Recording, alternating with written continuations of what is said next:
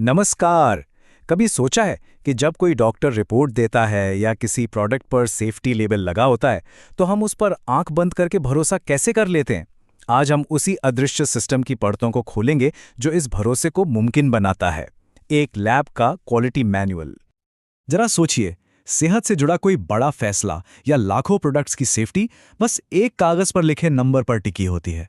कोई कैसे मान ले कि वो नंबर सही है?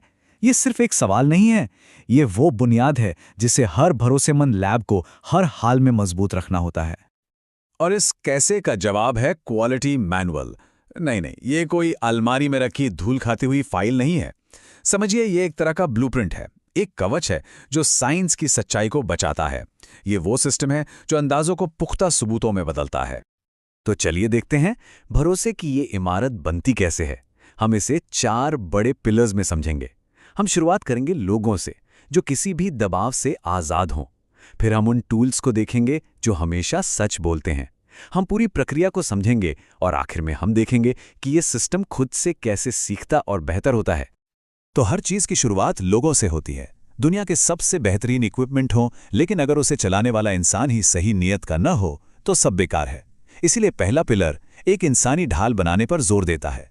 ये पक्का करना कि हर फैसला विज्ञान पर आधारित हो, किसी के दबाव पर नहीं। और ये स्लाइड इस बात को बिल्कुल साफ कर देती है। मैनुअल यहाँ एक लकीर खींच देता है।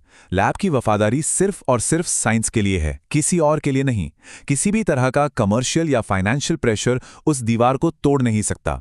ये एक ऐसा नियम है जिस पर कोई समझौता नहीं हो सकता। पर भरोसा सिर्फ सही नतीजों से नहीं बनता, उसका दूसरा हिस्सा है गोपनीयता।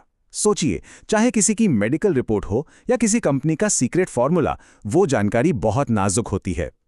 ये मैनुअल एक तरह की तिजोरी बनाता है जो ये पक्का करती है कि डेटा किसी भी हाल में सुरक्षित रहे।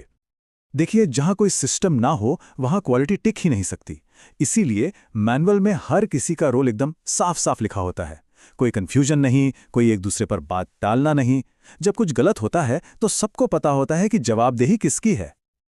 अच्छा, तो हमारे पास एक ईमानदार टीम तो हो गई। अब चाहिए ऐसे टूल्स जिन पर हम भरोसा कर सकें। ये हमारा दूसरा पिलर है, क्योंकि एक साइंटिस्ट का काम उतना ही अच्छा हो सकता है जितने अच्छे उसके टूल्स होते हैं। अगर मशीनें ही झूठ बोलने लगें तो सारे नतीजे झूठे हो जाएंगे। तो कोई भी इक्विपमेंट सच बोल रहा है, ये पक्का करने के लिए उसे एक बहुत ही सख्त प्रोसेस से गुजरना पड़ता है।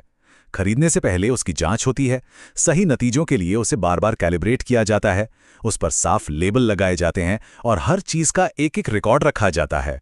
ये कुछ वैसा ही है जैसे किचन में वेइंग स्केल को हर बार इस्तेमाल से पहले चेक करना। बस फर्क इतना है कि यहाँ गलती की गुंजाइश 0 है। और ये नियम देखिए, ये दिखाता है कि सिस्टम कितना सख्त है। यहाँ 0 टॉलरेंस वाला एटीट्यूड है। अगर किसी मशीन के रिजल्ट पर जरा सा भी शक होता है तो उसे फौरन हटा दिया जाता है। कोई दूसरा मौका नहीं, कोई रिस्क नहीं। एक गलत नतीजा पूरे सिस्टम पर सवाल उठा सकता है, इसलिए ऐसा होने ही नहीं दिया जाता। ये शब्द मेट्रोलॉजिकल ट्रेसेबिलिटी सुनने में थोड़ा मुश्किल लग सकता है, पर इसका मतलब बहुत सीधा है। समझिए, ये आपके हर मेजरमेंट का बर्थ सर्टिफिकेट है। ये एक ऐसी अटूट कड़ी है जो आपके इक्विपमेंट को सीधे किसी नेशनल या इंटरनेशनल स्टैंडर्ड से जोड़ती है। ये इस बात का सबूत है कि लैब का 1 सेंटीमीटर दुनिया के 1 सेंटीमीटर के बराबर ही है। ठीक है, तो हमारे पास ईमानदार लोग हैं और भरोसेमंद टूल्स भी। अब इन दोनों को जोड़कर एक ऐसी प्रोसेस बनानी है जिसमें कोई चूक ना हो। यह है हमारा तीसरा पिलर। ये पक्का करना कि एक सैंपल का सफर शुरुआत से लेकर आखिर तक बिल्कुल परफेक्ट हो। जिस पल कोई सैंपल लैब के दरवाजे के अंदर आता है, वो एक तरह से प्रोटेक्टिव कस्टडी में चला जाता है। मैनुअल में हर कदम के लिए नियम है। उसे कैसे लाया जाएगा, कैसे रखा जाएगा, कैसे हैंडल किया जाएगा। हर स्टेप को इस तरह से डिज़ाइन किया गया है ताकि सैंपल की असलियत बनी रहे और उसमें किसी भी तरह की मिलावट की गुंजाइश ही ना बचे। और जब रिजल्ट आता है तो वो सिर्फ एक नंबर नहीं होता।